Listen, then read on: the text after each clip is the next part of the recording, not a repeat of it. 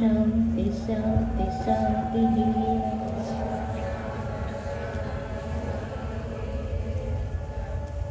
అమృతత్వ స్వరూపమైన మీ అందరికీ అమ్మ వ్యాజ్యమైనటువంటి మాతృప్రేమను అందిస్తూ ఈ దినం ఎంత శుభదినమో మనం చెప్పలేము. మాటలతో వర్ణనాతీతమైనటువంటి ఈ పవిత్రమైనటువంటి ఈ ప్రాతకాలం ఈ దినం 1000 మంది విద్యార్థులను కలుసుకొని వాళ్ళందరిని చూడడం ఒక పెద్ద మహాపర్వదినంగా భావించాను నేను. ఆ తర్వాత ఒక బ్లైండ్ స్కూల్కి వెళ్ళాను. కొద్దిమంది విద్యార్థులు ఉంటే కూడా వాళ్ళు 100కి 98 మార్కులు తీసుకొచ్చుకుంటున్నారు, బాగా చదువుతున్నారు మామూలు స్కూల్స్ కొంత వెళ్ళి. అది ఇంకా అద్భుతంగా అనిపించింది. ఇప్పుడు వచ్చేటప్పటికి ఇంకా అద్భుతమైనటువంటి ప్రోగ్రాము ఇది. అనంతపురం బృందావనం, ప్రేమ బృందావనం ఇది.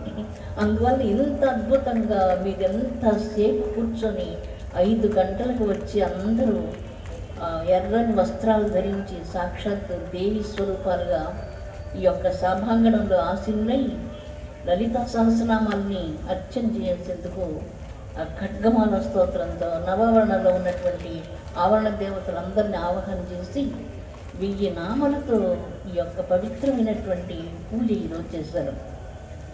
లలితా సహస్రనామాల్లో అగస్త్య మహర్షులు వారికి చెప్తున్నారు, హయగ్రీవులు, ఎవరికైతే ఇది చివరి జన్మ అవుతుందో ఏమే చరమని జన్మంతో తదా లలితోపాస్తి తత్పరః, అతనికి జన్మలో లలితా సహస్రనామాలు లభిస్తాయి. ఆ లలితా సహస్రనామాలు జన్మలో ఒక్కసారి చేస్తే సరిపోతుందని చెప్తున్నారు. ఏమవుతుందంటే మోక్షమే లభిస్తుందంటూ హయగ్రీవుల వారు సాక్షాత్ భగవాన్ విష్ణువు అగస్త్యుడైనటువంటి ఆయన కూడా సాక్షాత్తు ఈశ్వర హంసతో జన్మించినటువంటి మహానుభావుడైనటువంటి ఋషి. ఇంత మహత్తరమైనటువంటి లలితా సహస్రనామాలని ఇప్పుడు అందరి కూర్చొని ప్రేమతో భక్తితో ఏకాగ్ర చిత్తంతో ఈ జన్మ ధన్యమైపోయింది. లలితా సహస్రనామాల పారాయణ వల్ల ఇప్పుడు ఏం జరిగింది, మన పట్టణంలో ఉన్నటువంటి హాస్పిటల్స్లో ఉన్నటువంటి అనారోగ్యవంతులకు అందరికీ చాలా ఈ పారాయణం జరుగుతున్నంతసేపు ఎంతో ఉపశమనం జరుగుతుంది. క్రైమ్ రేట్ అంతా తగ్గిపోతుంది దేశంలో, ప్రపంచంలో కూడా. మీరు చూడండి, 2-3 రోజుల తర్వాత పేపర్స్ ఏదైనా చూస్తే వెంటనే మనకు తెలుస్తుంది క్రైమ్ రేట్ తగ్గిపోతుంది. ఎక్కడైనా అన్నాభిషేకం చేస్తాం, మీరు తర్వాత చూడండి, అన్నాభిషేకం చేసిన తర్వాత ఏం జరుగుతుందంటే వెంటనే కొన్ని దేశాలకి ఉచితంగా అన్నాన్ని పంపించేది, బియ్యాన్ని పంపించడం, ఇలాంటివన్నీ జరుగుతూ ఉంటాయి. ఆ క్రైమ్ అనేటువంటిది ఎంత ఉంటుందో ఈ లలితా సహస్రనామాలు రుద్రాభిషేకం రుద్రం చదివినప్పుడు వెంటనే తగ్గిపోతుంది. 2500 మంది పుణ్య స్త్రీలు కూర్చొని లలితా సహస్రనామం పారాయణం చేస్తూ అర్చన చేయడం చిన్న విషయం కాదు. ఈ కలియుగం ఈ రోజుల్లో ఎవరికి ఇంత ఓపిక లేవు కూర్చోడానికి. మొట్టమొదటి చెప్పారు కదా బాబు, ఏం చెప్తున్నారు, కలియుగంలో నామస్మరణ మాత్రేనే జీవన్ముక్తో భవే నరః. కేవలం భగవంతుని నామాలు మేము పలుకుతాము. పూజలు, యజ్ఞాలు, తపస్సులు, దానాలు, వ్రతాలు ఇవన్నీ చేయడం సాధ్యం కాదు. ఎందుకంటే కలియుగ మానవుని యొక్క ఆయుష్ చాలా తక్కువ. ఈ అనారోగ్యాలతో, కలతలతో, మానసికమైనటువంటి వ్యాకులత్వాలతో వీటన్నిటితో ఉన్నటువంటి మానవుడు కూర్చొని వేదకాలంలో ఋషుల్లాగా తపస్సులు, సాధనలు, అష్టాంగ యోగ పద్ధతులతో ఉన్నటువంటి పతంజలి ఋషులు చెప్పినటువంటివన్నీ సాధన చేయాలంటే కొందరికే సాధ్యమవుతుంది. కాబట్టి 99 మందికి ఇది సాధ్యం కాదు. ఈరోజు మన జనాభా ఎంత ఉందంటే 9.8 బిలియన్ పీపుల్ ఉన్నారు ప్రపంచంలో. ఇంతమంది కూర్చొని లలితా సహస్రనామాలు, అసలు లలితాదేవి ఎవరో చాలామందికి భారతదేశంలోనే తెలియదు. అలాంటప్పుడు ఎవరు ఇదంతా చేయగలరు? ఎవరి భగవత్ పారాయణాలు ఇవన్నీ కూడా కాలం చాలా వేగంగా విచిత్రంగా వెళ్ళిపోతూ ఉన్నది. ఇలాంటి సమయంలో కూర్చొని ప్రేమతో భక్తితో మీరు చేసిన ఈ పూజ చాలా ధన్యమైంది. మీ సర్వాభీష్టాలు నెరవేరుతాయని నేను మీకు మాటిస్తున్నాను. ఖచ్చితంగా ఏ అభిష్టంతో మీరు ఈ పూజ ఈరోజు చేశారో ఆ అభిష్టం నెరవేరి తీరుతుంది. అందులో ఎటువంటి సందేహం లేదు. అందరికీ మంచి సంపూర్ణ ఆరోగ్యం కలగాలని, మహదేశ్వర్యంతో మీ కుటుంబాలు వర్ధిల్లాలని, మీ పిల్లలంతా విద్యా సంస్కారాలతో గొప్పవారి ఈ దేశ ప్రతిష్టను ఇనుమడింపజేసేటువంటి మహత్వపూర్ణమైనటువంటి వ్యక్తులుగా విరాజిల్లాలని, మీ కుటుంబం అంతా సుఖశాంతి సౌభాగ్యాలతో వర్ధిల్లాలని మీ కన్న తల్లిగా హృదయపూర్వకంగా మీ అందరికీ మనపూర్వకంగా దీవెనలు అందిస్తున్నాను. మన అనంతపురంలో ఎప్పుడు ఇలాంటి ఆధ్యాత్మిక కార్యక్రమాలు చాలా మంచివి జరుగుతుంటాయి. ఈరోజు జరిగినటువంటి ఈ కార్యక్రమం చాలా మహత్వపూర్ణమైనటువంటిది, చాలా అద్భుతమైనటువంటిది ఈ కార్యక్రమం. ఈరోజు చేసిన ఈ పూజ భారతదేశానికి అపూర్వ సంపదల్ని వచ్చేందుకు, భారతదేశంలో ఉన్నటువంటి అన్ని రకాలైన వైషమ్యాలు, కలతలు, కష్టాలు, సమస్యలు అన్నీ తీరిపోయి మన దేశం అంతా సౌభాగ్యంతో ఆనందంతో వర్ధిల్లాలని, ఈ పూజ అందుకు చాలా తోడ్పడుతుందని నేను మనస్ఫూర్తిగా విశ్వసిస్తున్నాను. అమృతాత్మ స్వరూపులారా, మీ అందరికీ అమ్మ సౌభాగ్యవంతులుగా ఉండాలని దీవిస్తూ, మీ కుటుంబాలంతా శాంతితో వర్ధిల్లాలని మరొకసారి దీవిస్తూ, మనందరం పదే అనేక సార్లు మళ్ళీ కలుసుకుందాం. కోటి కుంకుమార్చన కార్యక్రమం మనకు ఉన్నదొకటి. మనం అనంతపురంలోనే ఆ కోటి కుంకుమార్చన చేద్దాం. ఇప్పుడు వరకు మనకు ప్రపంచం అంతా 1000 కోట్ల లలితా సహస్రం పూర్తయింది. 1000 కోట్లు. మన అనంతపురానికి 1 కోటి మనం చేద్దాం. కాబట్టి మనందరం కూడా విశ్వశాంతి కోసం మనకిందులో నామాలు ఒక్క నామం చాలు, లలితాంబిక. ఆ ఒక్క నామం అన్న సమృద్ధిని, శాంత సమృద్ధిని, ఆరోగ్య సమృద్ధిని, సౌభాగ్య సమృద్ధిని, ధన సమృద్ధిని, చివరికి మోక్షాన్ని, ఈశ్వర అనుగ్రహాన్ని, వీటన్నిటిని ప్రాపింపజేస్తుంది. శ్రీమాత్రే నమః అంటే నీ తల్లిలాగా నిన్ను నిరంతరం లాలిస్తుంది. దీనికి ఒక చక్కని దృష్టాంతం చెప్తాను. ఒకసారి నా కుమారుడు, ఆయన బ్రాహ్మణ, ఆయన మిలిటరీలో ఉన్నారు. ఎప్పుడు పారాయణం చేసుకుంటూ ఉంటారు, భక్తిగా అమ్మవారి పూజలు అన్నీ చేస్తుంటారు. ఒకసారి ఆయనకు చాలా అనారోగ్యం కలిగింది. విపరీతమైనటువంటి డయేరియా వచ్చింది, వామిటింగ్స్ అవుతున్నాయి, కలరానా ఏంటి తెలియలేదు. డాక్టర్లు చాలా ట్రీట్మెంట్ చేస్తున్నారు, మనిషి తేలబడిపోతున్నాడు. డాక్టర్లు ఆశ వదులుకున్నారు, బ్రతకడు ఇంకా అనేసి వదిలిపెట్టేశాడు. వామిటింగ్స్ అయిపోతుంది, ఆయన బాడీలో ఏం కంట్రోల్ లేదు, ఏది కంట్రోల్ లేకుండా బెడ్ అంతా పాడైపోతుంది. ఆయనకి మనం ప్రాణాలు వదిలేటప్పుడు చివరిగా మనం చెప్పే మాట ఏదై ఉంటుందో, నారాయణ అంటే నారాయణ దగ్గరికి వెళ్తావు, శివ అంటే శివుని దగ్గరికి వెళ్తావు. నువ్వు ఎవరిని స్మరిస్తావో వాళ్ళ దగ్గరికి నువ్వు వెళ్తావు. నీ చివరి మాట నాకు ఆ తోట బాగుంటే బాగుండు, మా మనవడు బాగుంటే అక్కడికే వెళ్తాం. అది ఉండకూడదు మన చివరి మాట. ఏది ఉండాలి చివరి మాట అంటే నారాయణ, భగవంతుని నామస్మరణం కావాలి. ఈయనకు ఒళ్ళు బాగలేకపోయినా కూడా, ఎందుకంటే అనన్యమైనటువంటి దేవి భక్తుడు ఆయన మీలాగా. అందువలన ఆ భక్తిలో ఓం శ్రీమాత్రే నమః, ఓం శ్రీమాత్రే నమః, ఓం శ్రీమాత్రే నమః అది మనసులోనే చేస్తున్నాడు, పెదవులతో చెప్పించలేకపోతున్నాడు. ఆయన కళ్ళు తెలియకుండా పడిపోయి ఉంటే కూడా మనసులో మంత్రం స్మరిస్తున్నాడు. తెల్లవారిన తర్వాత డాక్టర్లు అందరూ వచ్చి చూశారు. బహుశా ఈయన ఉండడు ఇంకా అనుకుని వచ్చారు.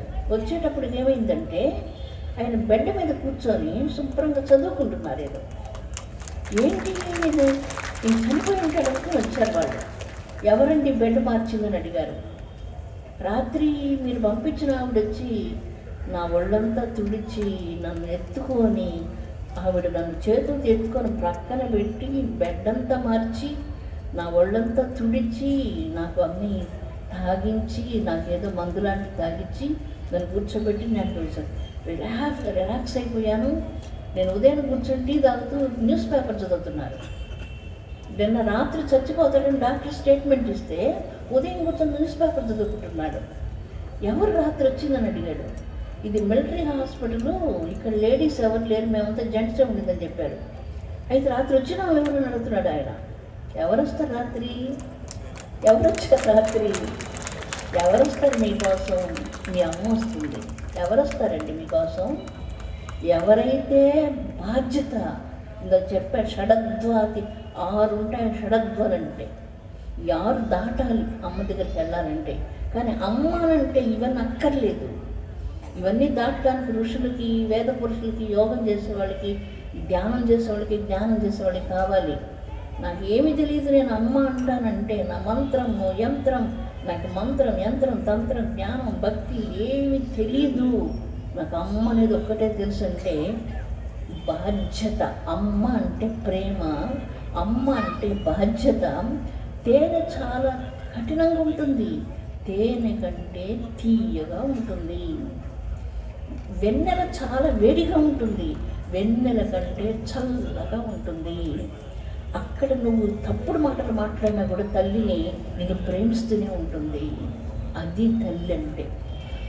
ఆ ప్రేమలో ఎటువంటి కండిషన్స్ ఉండవు, అన్కండిషన్ లవ్ అంటారు దాన్ని.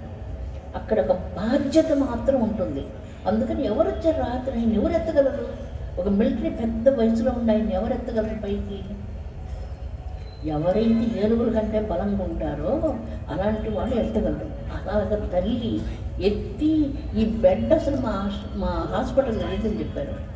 అక్కడ లేని బెడ్, అక్కడ లేనటువంటి వసతి అంత చేసి ఆయన పరిశుభ్రంగా తుడిచి, ఆయన వామిటింగ్స్ అన్నీ క్లీన్ చేసి, ఆయన ఆరోగ్యం బాగు చేసి, ఉదయం లేచి కూర్చొని టీ తాగుతూ న్యూస్ చదివేంత స్థితి తీసుకొచ్చేసింది. శ్రీ మాత్రే నమః నామం.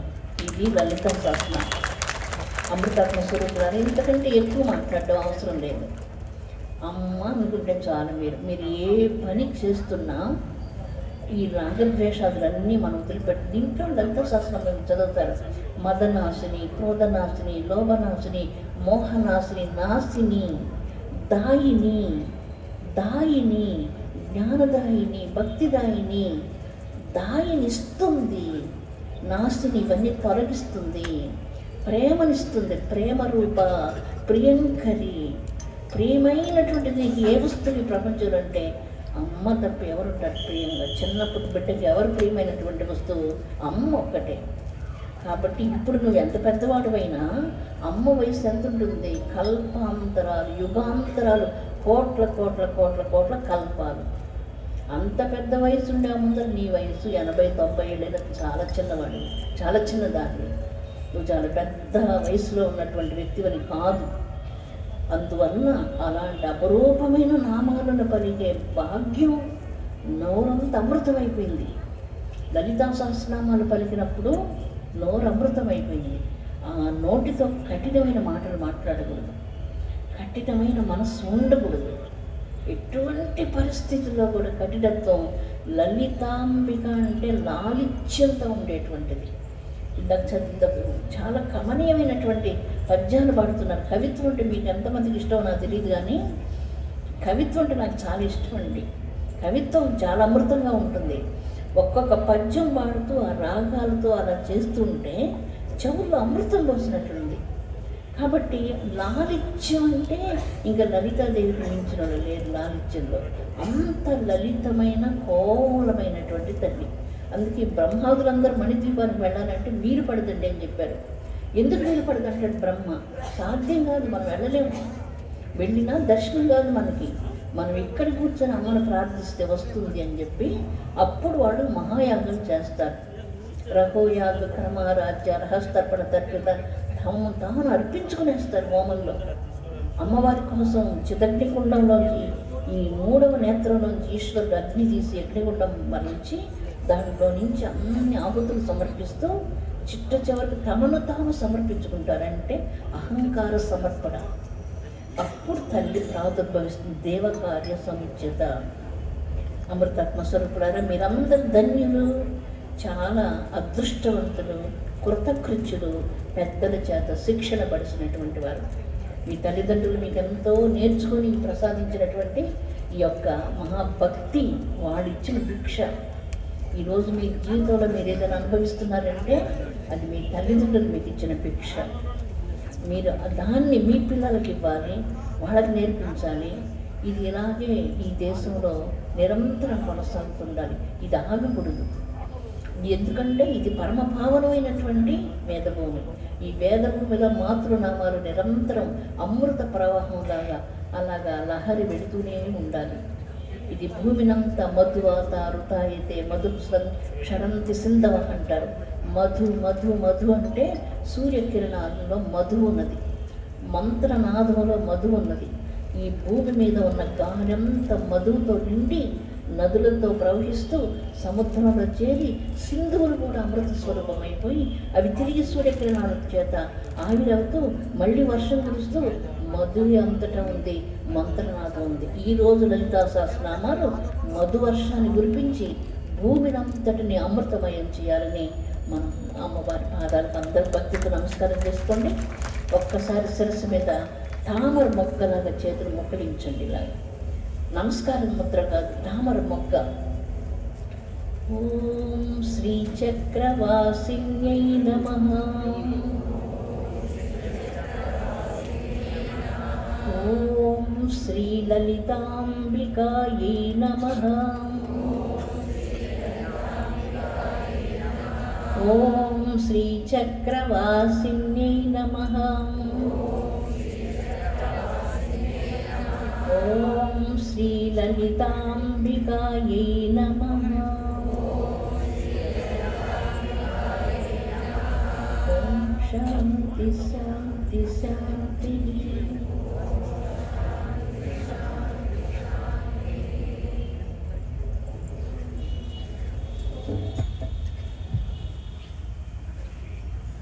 జై కరుణామయి. ఇంకా గట్టిగా జై కరుణామయి. ఓం నిత్యాయ సత్యాయ, మళ్ళీ నిత్యాయ సత్యాయ చిదాత్మకాయ నవ్యాయ భవ్యాయ పరాత్పరాయ శుద్ధాయ బుద్ధాయ నిరంజనాయ నమోస్తు నిత్యం గురుశేఖరాయ. ఓం సహనావవతు సహనౌ భునక్తు సహ వీర్యం కరవావహై తేజస్వినావధీతమస్తు మా విద్విషావహై. ఓం శాంతి శాంతి శాంతి.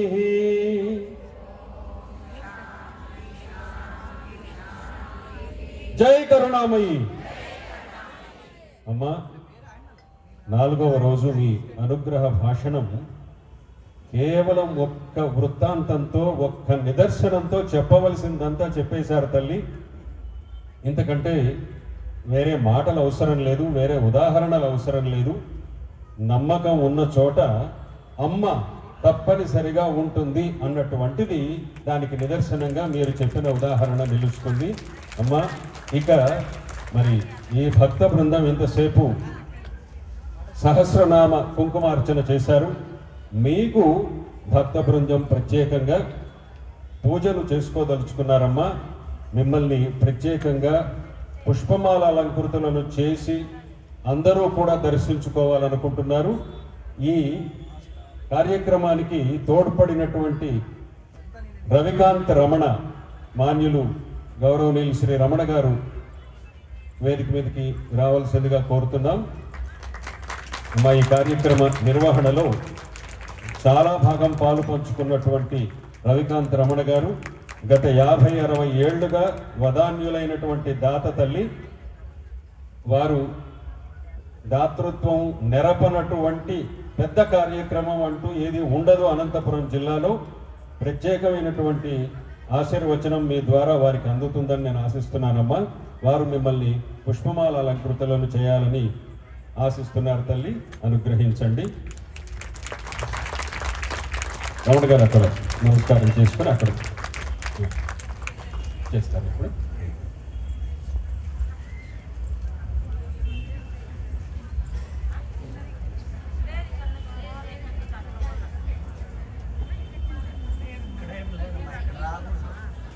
వారిని సత్కరించవలసిందిగా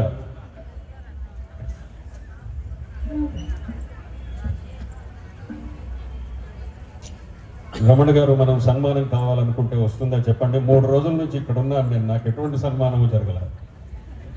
మీరు చూడండి, రాగానే సన్మానం. యోగం అంటే అర్థండి. రండి.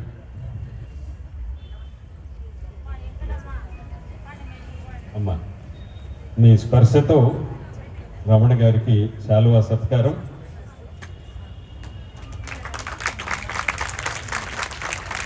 అలాగే జ్ఞాపిక అమ్మగారికి తాకించండి దయచేసి.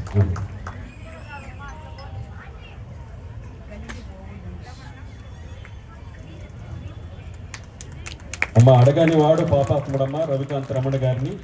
వారు అన్నం పెట్టనటువంటి వారు లేరు. మీరు వెళ్ళి, బహుశా మీరు కూడా ఒక అనాథాశ్రమాన్ని నడుపుతూ ఉన్నారు. ప్రత్యేకించి రమణ గారి పుత్రులు.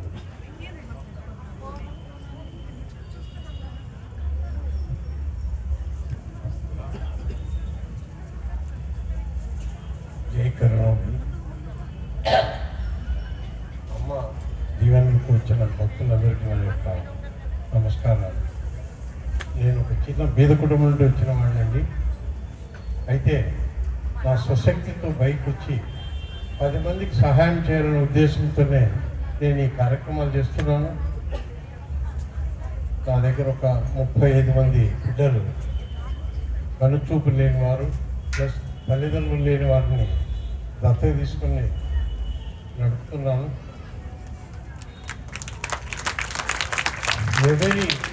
అంటే సభాముఖంగా ఒక విషయం తెలియజేయాలనుకుంటున్నాను. ఎవరి మంత్ 25వ తారీఖు బీదవారికి కంటి ఆపరేషన్ చేస్తుంటారు. దయచేసి ఎవరైనా మీ చుట్టుపక్కల బీదవారు ఉంటే నేత్ర హాస్పిటల్ కానీ, మాల్వీన్ హాస్పిటల్ కానీ, మదన్ హాస్పిటల్ కానీ మీరు ఒక తెలిపితే ప్రతి నెల 40 కంటి ఆపరేషన్లు ఉంటాయి. ఇప్పటికి 2924 ఆపరేషన్లు అయినాయి.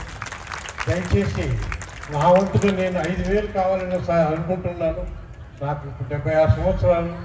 తదనంతరం ఎంత ఉంటాను లేదు. మీ అందరూ సహకరిస్తే 5,000 చేస్తానని మనసారా కోరుకుంటూ సెలవు తీసుకుంటున్నాను. మీ ప్రయత్నాలకు అమ్మగారి ఆశీస్సులు తప్పకుండా తోడవుతాయని నేను ఆశిస్తున్నాను. రమణ గారు, దయచేసి మీరు అక్కడ మీకు సగౌరవమైనటువంటి స్థానంలో వినోద్ గారు వారిని ఆశీర్వదం చేయండి దయచేసి. ఇక పుష్పమాలలకు